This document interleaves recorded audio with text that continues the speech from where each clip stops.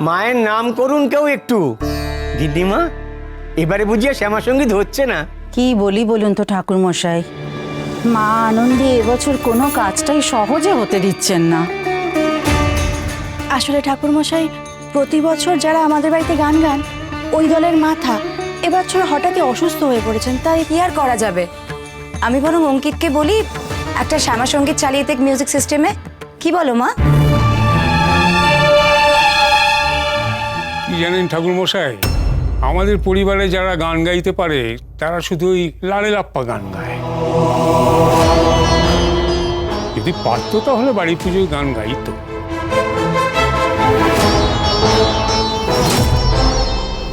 দাদা, বাবা কিন্তু অগ্নির কথা বলছেন। জানি, বলে গিয়ে কি হবে?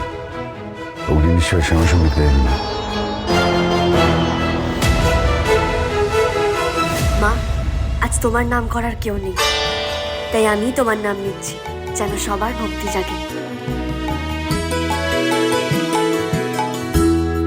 কালী কালী বল রসনা, কালী কালী বল রসনা, কালী কালী বল রসনা, কর পদ ধ্যান নাম অমৃত পান, কর পদ ধ্যান নাম অমৃত পান, যদি হতে ত্রাণ থাকে বাসনা। আমার গায়ে গোবর ফেলে এখন গান গাইছে, তো আবার ডিভোশনাল সং। এই মেয়েটাকে না জাস্ট নেওয়া যাচ্ছে না। I need some fresh air. I need some fresh air. Kali Kali বল রসনা।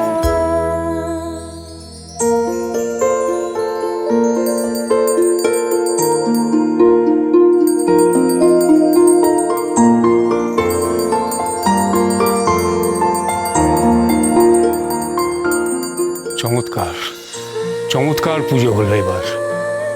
আমার নাতি নাতিরা যে কি গান গায় বোঝা যায় না সত্যি।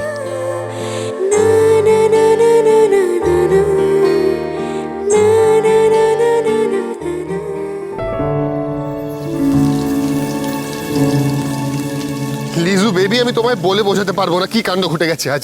আমার 2 বোতল পারফিউম শেষ হয়ে গেল এই গোবর দেবীর জন্য। আমি আর পাচ্ছি না। মামা, এই ফুল পাতাগুলো আমি একটা জায়গায় ফেলে দিই, বুঝলে?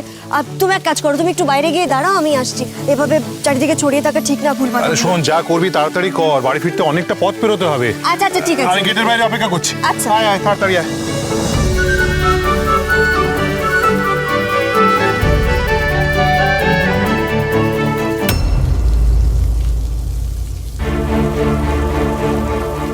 ওমা, এ কি কাণ্ড! কালী পুজোর খিচুড়ি রান্না হচ্ছে মুখ না বেঁধে। বিশ্বাস করা যায় না। কোন ঠাকুরকে ডাকেন কর্তা দাদু? ও, এবার বুঝেছি কোন ঠাকুরকে ডেকেছেন কর্তা দাদু। ও পাচক মশাই, পাচক মশাই, এই যে আপনাকেই বলছি, শুনুন। I'll call you back. তুই এখানেও কি করছিস? কর্তা দাদু শেষমেশ আপনাকে রান্না বান্না দায়িত্ব দিয়েছে। কেউ তো মুখে কাপড় বাঁধেনি, নিঃশ্বাস পড়ছে না।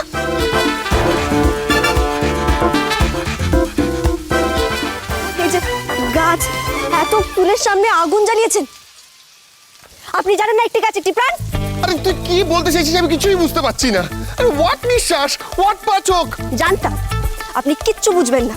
আমাদের সংস্কৃতি, আমাদের আমাদের ভাষা আপনি কিচ্ছু বোঝেন না। সব খিচুড়ি অশুদ্ধ হয়ে গেছে।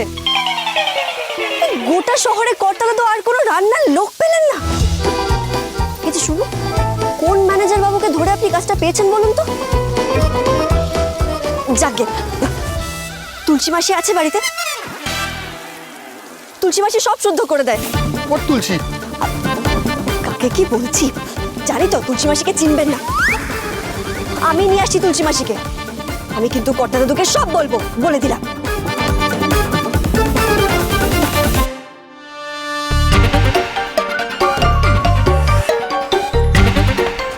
ব্রো, এই ব্রো, কি হলো? আরে কি বললো ওই মেয়েটা? আই এম শিওর নিশ্চয়ই কোনো জ্ঞান দিয়েছে মিস গোবর দেবী। ব্রো, তুই ওপরে চলে আয়। মিস কুমোরদিকে আমি পাগল করে দেবে। ওকে কে ইনভাইট করলো বলতো? কেন আসবে ও গুহারি পুজোতে? আমি আর পাচ্ছি না। ওএমজি, সিনিয়র মিস্টার গুহ যে কেন গোটা গুহ ফার্মাসিউটিক্যালসের স্টাফের রিলেটিভদের ইনভাইট করে, God only knows. You know what she call me?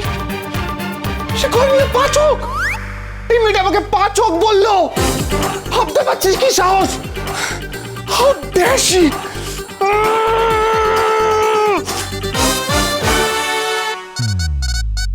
আর একটা মিষ্টি অন্তত খাও, কিচ্ছু হবে না, খাও তো। বলছো এসে গেছি, এসে গেছি।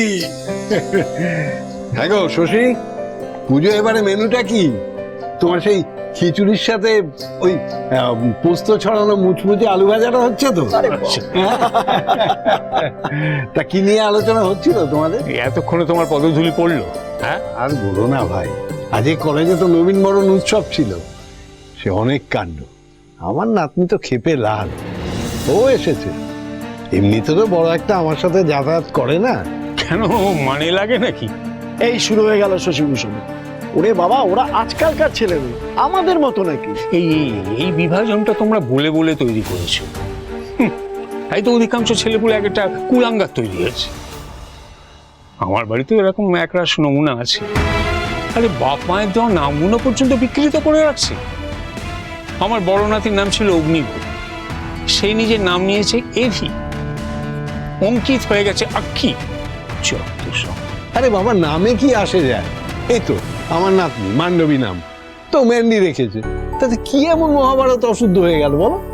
তুমি না এত সেকেলে যে থামো, বেশি আধুনিকতা দেখিও না। এই নাম পাল্টানোর সঙ্গে সঙ্গে এতে স্বভাব চরিত্র পাল্টে যাচ্ছে, দেখো না। এই তো আমাদের গোবরডাঙ্গার কারখানার স্টোর অরুণ তার ভাগ্নিকে নিয়ে এসেছিল, নাম বললো কথা। কেটি ঠেটি নয়, কথা। কি সুন্দর শ্যামা সঙ্গীত গাইলো, কথা। আমাদের কলেজের কথাকলি বসু না তো এই মরেছে। আরে অগ্নিগত ওকেই বলে। আসবো কর্তা দাদু?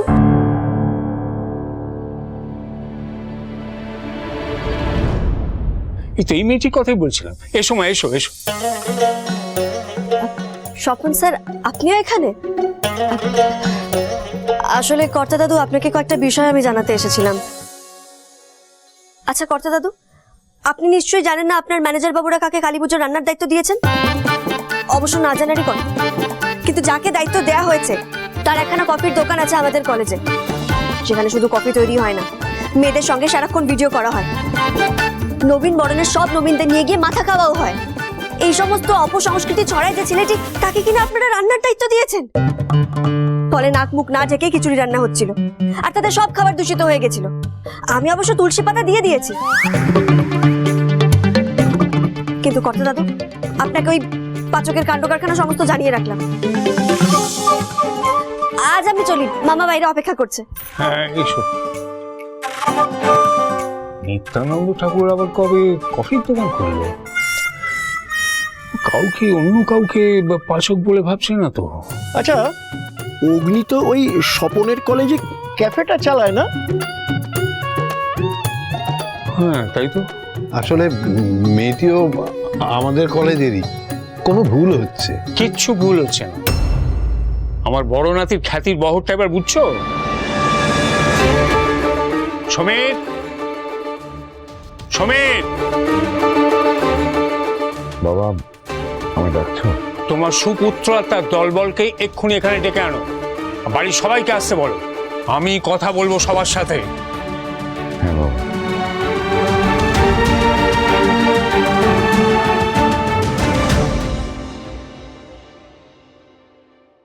বলছি স্বপন, আমরা তাহলে এবার যাই। কি বুঝছেন? প্রথমেই তো কুরুক্ষেত্র বেঁধে গেল। ভালোবাসার